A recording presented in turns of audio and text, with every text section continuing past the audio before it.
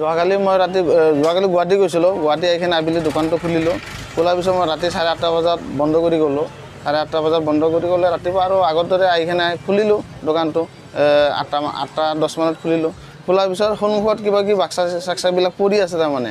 খোলাৰ লগে লগে চাটাৰটো উঠাৰ লগে লগে দেখা পালোঁ সন্মুখত কিবা কিবি পৰি আছে। পৰি থাকোঁতে মই বোলে মেকুৰী চেকুৰী বা এন্দুৰ চেন্দুৰ এনেকুৱা পেলাই থাকে বস্তুবিলাক আগতে পেলাইছে। সেনেকুৱা মানে মই পিছত আহিখিনি মানে সোমাই গ'লোঁ ভিতৰত দোকানত। সোমাই কিনে চালোঁ দোকানৰ ৰেকটোত মোবাইল চোবাইলবিলাক নাই তাৰমানে।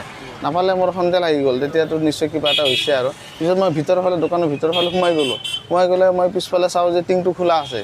খোলাৰ পিছততো ভিতৰত চালোঁ সেনেকুৱা মানে কণ্ডিশ্যন হৈ আছে, বস্তুবিলাক নাই। মোটামুটি 1 লাখ টকা মানৰ বস্তু গৈছে। মোবাইল 8টা 9টা মানত গৈছে সেনেকুৱা। আৰক্ষীটো এজাহাৰটো দিছোঁ। এজাহাত দিয়াৰ পিছত সিহঁতে প্ৰতিশ্ৰুতি দিছে ধৰিব বুলি। আগতেতো নাই হোৱা নাই সেনেকুৱা। কি বিচাৰিব আপুনি? এতিয়াতো মইতো ধৰিবই লাগে। আৰু ইয়াতেতো আপোনাৰ ৰাতি ডিউটি হৈয়ে থাকে। এনে আমিতো পইচা দি থাকোঁ। মাহে মাহে পইচা দিয়ে আৰু ডিউটি ইয়াতে ওচৰতে হয় বুলি ওচৰতে থাকে বুলি কয়। এতিয়াতো ডিউটি থাকোঁতেও সেই ঘটনাটো হৈ গ'ল। এনেকুৱা প্ৰব্লেম।